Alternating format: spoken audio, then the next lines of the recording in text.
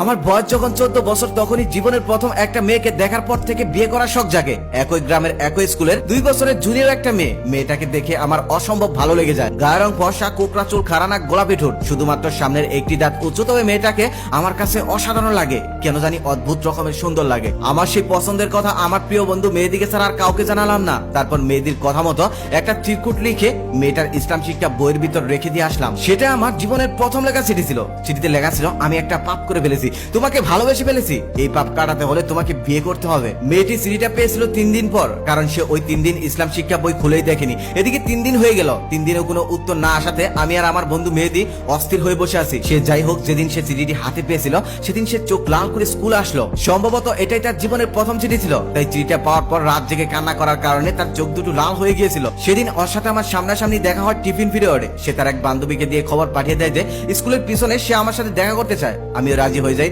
তারপর দৌড়ে চলে যাই স্কুলের পিছনে। মেয়েটা আগের থেকে সেখানে গিয়ে দাঁড়িয়েছিল। আমাকে দেখার সাথে সাথে সে আমাকে বলল, আপনি কি আমাকে ভালোবাসেন? আমি বললাম বাসি। মেয়েটা তখন বলল, আপনার এই চিঠিটা নিয়ে গিয়ে যদি আমি হেডমাস্টারের কাছে নালিশ করে দেই, জানেন আপনার কি হবে? আমি তখন বললাম, জানবো না কেন, আমাকে পিটাতে পিটাতে একদম স্কুল থেকে মেন রুট পর্যন্ত দিয়ে আসবে। মেয়েটা তখন আবার বলল, তারপরেও ভালোবাসেন? আমি তখন বললাম, শুধু ভালোবাসি না, বিয়েও করতে চাই। মেয়েটা তখন আমাকে বলল, আমার তো বিয়ের বয়স হয়নি, মেয়েদের বিয়ের বয়স হতে 18 বছর লাগে, আর আপনারও বিয়ের বয়স হয়নি, ছেলেদের বিয়ের বয়স হতে 21 বছর লাগে। আমি তখন বললাম, তাহলে আমার যখন 21 হয়, তোমার যখন 18 হয়, আমরা তখনই বিয়ে করব। তখন মেয়েটা একটু আস্তে আস্তে বলল, সত্যি বিয়ে করবেন তো? আমি তখন বললাম, সত্যি বিয়ে করব। তখন মেয়েটা আবার বলল, তাহলে কথা দেন।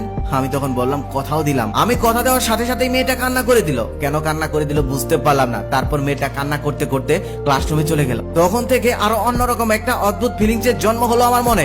ভালোবেসে ফেললাম আমি ওকে। আমার প্রিয় বন্ধু মেহেদিদের পাশের বাড়ি ছিল ওদের বাড়ি, তাই আমার প্রিয় বন্ধু মেহেদিকে দিয়েই চিঠি আদান প্রদান করতে লাগলাম। এভাবেই চিঠি আদান প্রদান করতে করতে আমাদের ভালোবাসা 1 বছর কেটে গেল। 1 বছরের মধ্যে গ্রামের অনেকে আমাদের প্রেম সম্পর্কে জেনেও গেল। দুষ্ট ছেলে মেয়েরা গাছের মধ্যে লাভ এঁকে শাকিল প্লাস নিভা লিখে রাখতো। আমাকে দেখলেই নিভা নিভা বলে ডাকতো, আবার নিভাকে দেখলে শাকিল শাকিল বলে ডাকতো। কিছু বললে আরো বেশি করে বলতো, তাই কিছু বলতাম না। এরপর স্কুলের এক সাংস্কৃতিক অনুষ্ঠানে নিভা নাচলো। সেই নাচের গান ছিল বৃষ্টি পরে টাপুর টুপুর পায়ে দিয়ে সোনার নুপুর।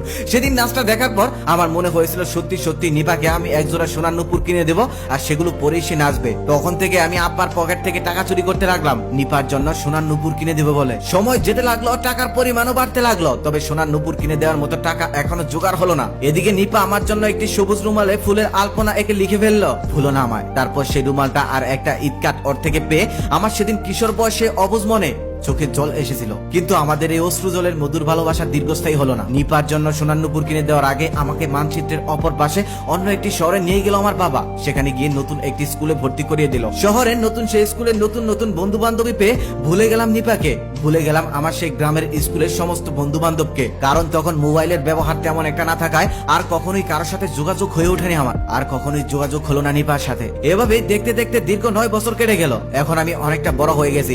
একদিন মা আমাকে সঙ্গে করে একটি জুয়েলারিতে নিয়ে যায়। সেখানে যাওয়ার পর একজোড়া নুপুর দেখে আমার মনে পড়ে যায় সেই নিপার কথা। মনে পড়ে যায় আমি নিপাকে এমন একজোড়া নুপুর কিনে দিতে চেয়েছিলাম। এত বছরের মধ্যে মা যদিও সেই গ্রামে কয়েকবার গিয়েছে, তবে আমাকে নেওয়া হয়নি।